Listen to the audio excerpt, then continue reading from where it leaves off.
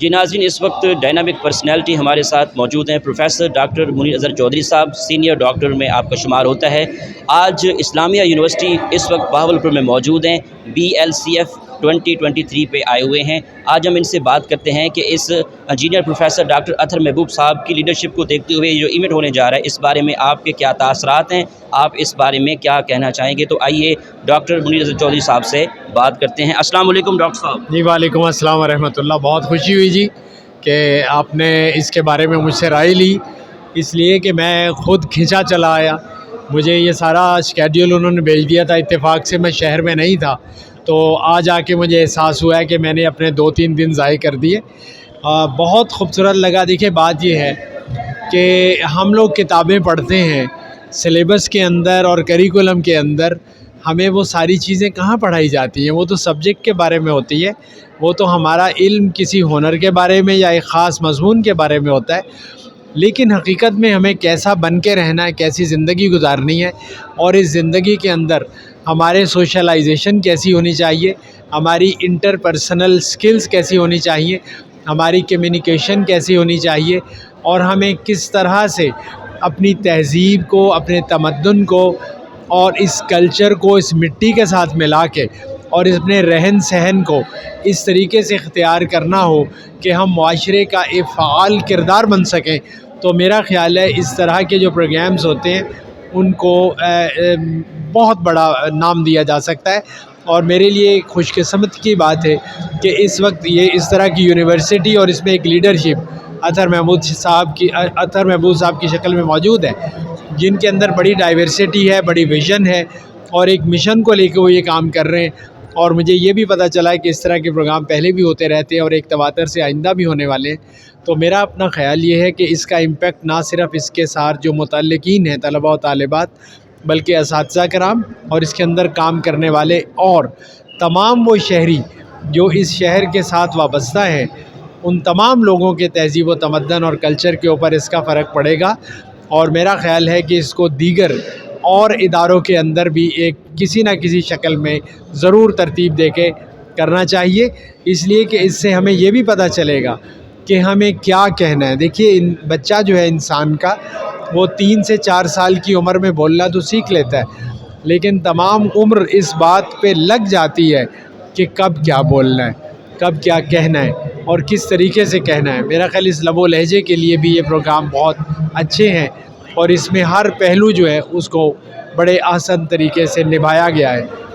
دیکھیے بات یہ کہ ایک کتاب انسان پڑھتا ہے نا، تو اس سے ایک خاص علم، ایک خاص حدود کی تک تو آ جاتا ہے، لیکن اس کے مقابلے میں جب آپ ایک شخصیت سے ملتے ہیں تو آپ اس کی ٹرانسفارمیشن اس کے کردار میں دیکھتے ہیں۔ تو ہمارے لیے یہ سب لوگ رول ماڈل ہیں، اور میرا خیال ہے کہ ان کی موجودگی، ان کی صحبت، ان کی باتیں اور طریقہ کار یہ بہت زیادہ امپریسو ہے، یہ ہمیں کتابوں سے نہیں مل سکتا۔ تو میرا خیال ہے اس پروگرام کے لیے جتنی بھی پذیرائی ہے وہ بہت کم ہے۔ ڈاکٹر صاحب یہاں پہ بتاؤں آپ کو کہ کتاب میلہ بھی ہوا ہے، کتابوں کی اہمیت کے حوالے سے بھی بتایا گیا ہے۔ ڈاکٹر صاحب as a professor, as a doctor, آپ کیا کہنا چاہیں گے آج کے اس ماڈرن دور میں کتاب ریڈنگ بہت کم ہو گئی ہے، موبائل فون نے انگڑائی لے لی ہے، کتاب کو ریڈنگ کرنا کتنا امپورٹنٹ ہے ہمارے اسٹوڈنٹس کو، طلباء کو؟ As a doctor, as a professor آپ کیا کہنا چاہیں گے؟ جی کتاب کے ساتھ وابستگی بہت ضروری ہے۔ وہ اس لیے میں چاہوں گا کہ اگر آپ فرض کیا کہ میڈیا کے اوپر جاتے ہیں، انٹرنیٹ کے اوپر جاتے ہیں، مختلف سرچ انجن ہیں، اس کے اندر آپ کو جو چیزیں ملتی ہیں نا وہ انفارمیشن ہے، تو علم اس سے بہت آگے کی چیز ہے۔ انفارمیشن ہونا ضروری نہیں ہے کہ وہ آپ کو اتھینٹک چیز دے دے۔ مسئلہ یہ ہوتا ہے کہ آپ کے پاس جو سورس ہے انفارمیشن کا اگر یہی ہوگا تو اس کا مطلب ہے کہ ہر انسان جو چیز اس پہ چاہتا ہے اپلوڈ کر دیتا ہے، لیکن اس کی اتھینٹسٹی، اس کی ویلیڈیٹی اور اس کی پریکٹیکل امپلیکیشن جس کو ہم کہتے ہیں معاشرے کے لیے، اس کو جاننے کے لیے اس علم کا اتھینٹک ہونا بہت ضروری ہے۔ کتابیں اس سلسلے میں میں سمجھتا ہوں کہ بہت بڑا کردار ادا کرتی ہے، کیونکہ آج وہ زمانہ چلا گیا کہ کتاب ایک فرد لکھتا تھا، اب بہت سے لوگ مل کے اس کے مختلف چیپٹرز لکھتے ہیں، لکھنے کے بعد اس کی ایڈیٹنگ ہوتی ہے اور اس کو اس مزاج کے مطابق ڈھال لیا جاتا ہے۔ اس کتاب کو پڑھنے کے بعد آپ کو اندازہ ہوتا ہے کہ اس وقت دنیا کے اندر حقیقت میں علم جو ہے اس کو کس طریقے سے آسان طریقے سے نبھایا جا سکتا ہے.